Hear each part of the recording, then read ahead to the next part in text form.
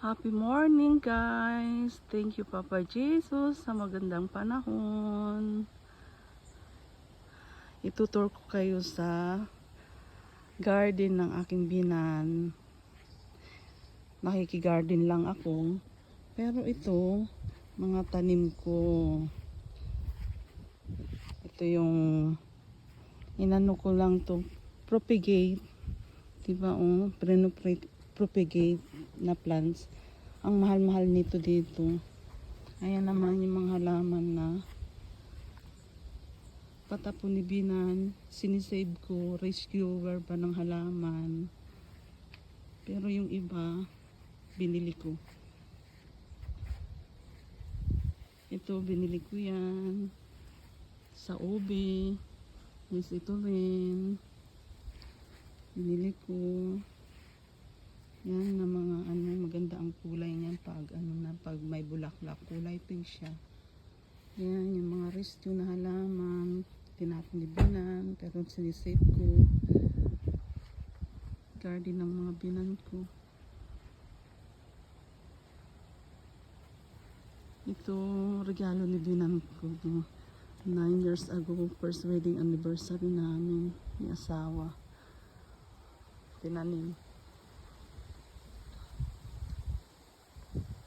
Sobrang bait ng mga in-laws ko. So super bait. Abuso si Inday. Joke lang. Hindi, mabait naman ako pag tulog. Pero kasundo ko si Binan, diba? Ibig sabihin, marunong tayo makisama. Sabi nga, ang pakikisama kailangan. Natutunan ko sa mother ko. Mahalin daw ang biyanang, kung mahal ko ang magulang ko, mas lalo kong mahalin ang mga biyanan ko. Ito yung garden. Mother's Day gift ni asawa, itong bahay na maliit. Pero ang may-ari ng lupa sila binan, nakikigarden. Ito yung ko, talbos, tanim. Kailangan magtanim para sa ekonomiya, makatipid. Lemongrass ko. Ito bigay ng mga kapitbahay kong mabait din.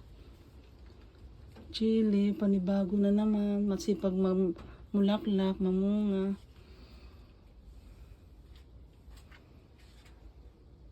Naging gubat ang kamatis ko kasi nung nagbakasyon kami sa Pilipinas. Pero okay lang kasi at least buhay. O diba, may na ako, kamatis. Itong gabi, hindi ko alam kung nakakain talaga siya. Natatakot naman ako, baka matsugi si Inday. Huwag muna sa ngayon, Lord. Kailangan ko pa. Masarap mabuhay kaya happy. Kahit maraming pagsubok, okay lang. Ganun talaga ang life, diba? Ito yung strawberry. Bigay din ni kapitbahay. Ang daming bunga niya nung Kaya lang yung iba na bulok lang siya kasi wala kami. Ayan, may bunga pa yung strawberry.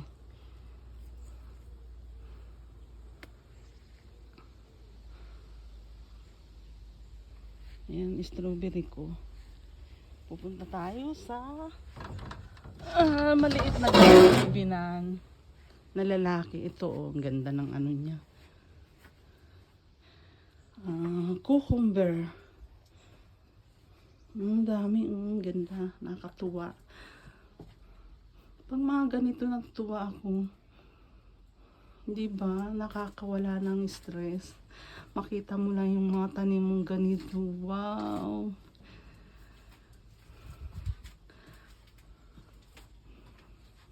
Kanatis ni binan. Yun lang.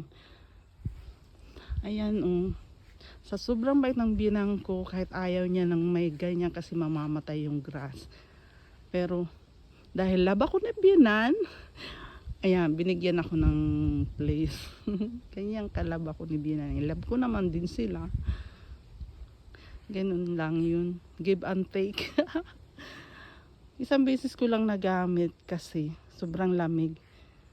Pero ngayon medyo mainit, 27 grad. Di ba ang ganda ng panahon? Ayan yung lugar ng Binan. Yung garden niya. Ayan doon yung walang bahay, walang tao. Nagaya ng mga gamit. Sarap ng panahon. Guys, thank you sa mga subscribers. Please subscribe at yung hindi pa nakasubscribe.